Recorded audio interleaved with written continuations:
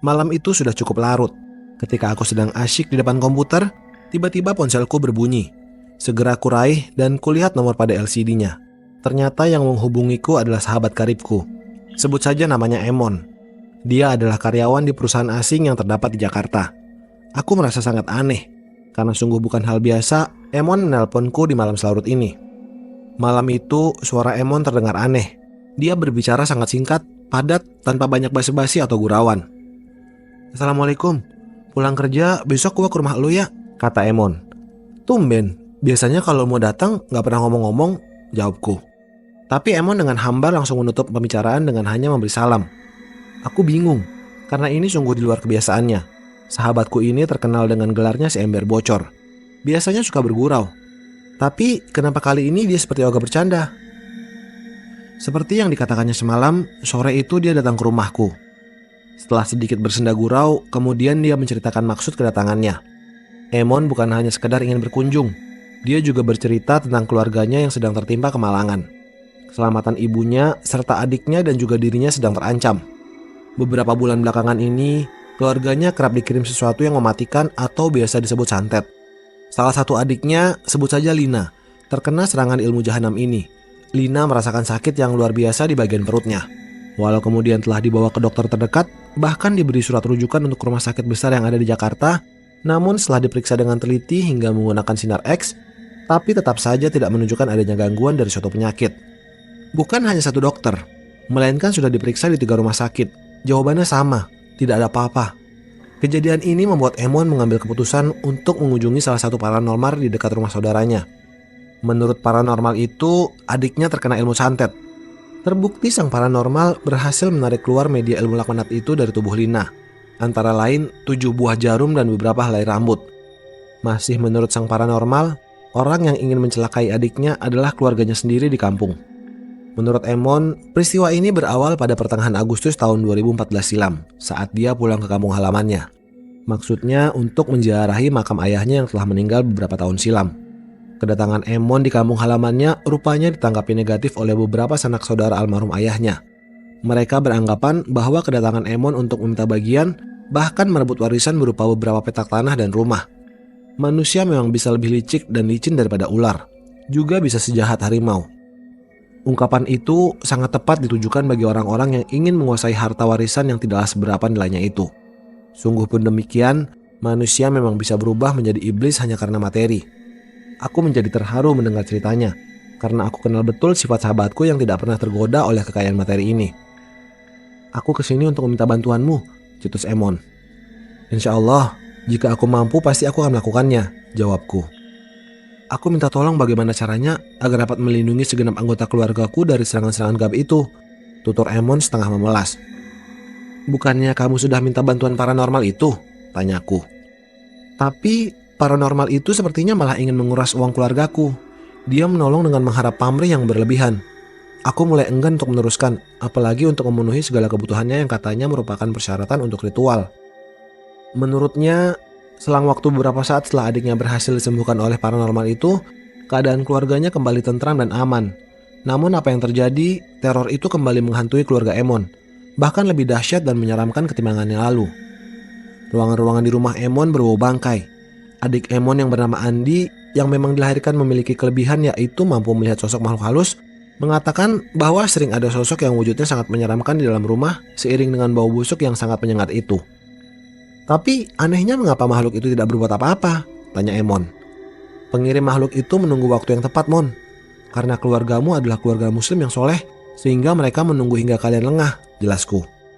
Wajah Emon langsung berubah menegang. Kami berbincang-bincang beberapa lama sebelum Emon berpamitan pulang. Aku memberikan dorongan spiritual buat sahabatku ini, agar tabah menghadapi semua cobaan dan ujian yang diberikan oleh Allah Subhanahu wa Ta'ala. Selepas kepulangan temanku, aku menunaikan sholat Isya yang dilanjutkan dengan sholat hajat 2 rakaat untuk memohon petunjuk dari Sang Maha Kuasa Allah Subhanahu wa Ta'ala. Selain melafazkan beberapa ayat suci, terlintas di benakku sesosok makhluk gaib dengan tinggi kira-kira 2 meteran. Tubuhnya berwarna hitam legam dan dipenuhi bulu-bulu di lengan dan kakinya. Raut wajahnya tak jauh berbeda dengan manusia, hanya terlihat sadis, terutama jika dilihat dari sorot matanya. Malam itu aku melakukan penerawangan untuk meneliti rumah keluarga Emon. Tak disangka, aku mendapati dua sosok makhluk gaib itu tak henti-hentinya mengamati kediaman rumah sahabatku beserta keluarganya. Aku segera mengirimkan doa-doa khusus untuk memagari rumah itu dan juga penghuni di dalamnya dari hal-hal yang tidak diinginkan. Keesokan harinya, bertepatan dengan hari Jumat, aku berniat mendatangi kediaman sahabatku itu. Pagi-pagi sekali aku sudah tiba di rumah Emon. Dan benar hasil terawanganku semalam. Baru saja kakiku melangkah memasuki halaman rumah sahabatku, aku merasakan getaran-getaran negatif di sekelilingku. Setelah aku berbincang-bincang beberapa saat dengan Emon dan ibunya, aku segera memulai aksiku membersihkan hawa-hawa negatif di dalam rumah. Indra keenamku menangkap signal dari sosok gaib yang nampaknya tidak terima akan tindakanku itu. Aku segera membagari tubuhku dengan ayat-ayat suci Al-Quran. Kurapal sebuah amalan untuk memasuki alam gaib. Tak lama kemudian, sukmaku telah berada di dalam gaib. Kulihat 4 sosok makhluk gaib yang telah menungguku, dan wujudnya persis seperti yang kulihat melalui terawangan tadi malam. Tanpa banyak basa-basi, keempat makhluk gaib itu segera menyerangku. Aku langsung menjawab serangan-serangan itu dengan ilmu kanuragan yang kumiliki, karena aku tahu persis makhluk-makhluk gaib kiriman seperti mereka tidak bisa diajak kompromi. Hal itu dikarenakan sudah menjadi tugas mereka menghabisi korban atas perintah sang dukun atau tuan mereka. Pertarungan sengit tidak dapat dihindarkan lagi. Berbagai jurus yang dialiri supranatural terus dikeluarkan untuk menjatuhkan lawan. Sosok-sosok gaib itu tidak mau kalah dan menyerangku dengan serentak. Syukurlah Allah mendengarkan doa-doaku, dan aku berhasil meleburkan makhluk-makhluk gaib itu menjadi abu. Belum sempat aku mengaturkan puji syukur kepada Allah, muncul banyak sekali makhluk-makhluk gaib sejenis dan salah satu di antaranya tampak seperti rajanya. Karena sosok itu tidak hanya menggunakan jubah dan mahkota, tapi aku juga merasakan getaran-getaran magis sosok tersebut jauh lebih kuat dari yang lainnya. Jika bukan karena Emon sahabatku, aku lebih memilih untuk bersantai ria di rumah sambil menikmati secangkir kopi manis dan lagu-lagu Beatles favoritku daripada harus berhadapan dengan satu kerajaan jin seperti ini. Belum selesai aku menggerutu dalam hati, tiba-tiba sosok gaib yang kusinyalir sebagai raja dari para makhluk gaib ini langsung menyerangku dengan diikuti oleh seluruh anak buahnya. Sungguh sakit luar biasa aku rasakan. Belum sempat aku menarik nafas panjang, sebuah serangan dahsyat mendarat lagi di badanku dan aku pun terlempar jauh. Ku coba untuk bangkit, namun sekujur tubuhku terasa sakit terutama dadaku. Yang membuatku panik adalah aku tidak mampu merasakan diriku sendiri. Sempat terlintas apakah aku sudah mati? Namun aku tidak akan menyerah begitu saja.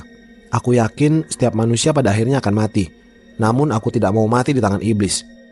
Alhamdulillah, di saat yang genting itu terlintas di benakku jika ingin menaklukkan makhluk gaib haruslah menaklukkan rajanya terlebih dahulu. Tanpa membuang banyak waktu dan dengan tiada henti-hentinya mulutku menyebutkan nama-nama Allah yang Maha Agung, aku segera melancarkan salah satu ilmu yang mungkin mampu untuk menaklukkan raja siluman itu. Dengan sakit yang masih kurasakan, aku menyerang sosok gaib itu dengan sebuah ilmu.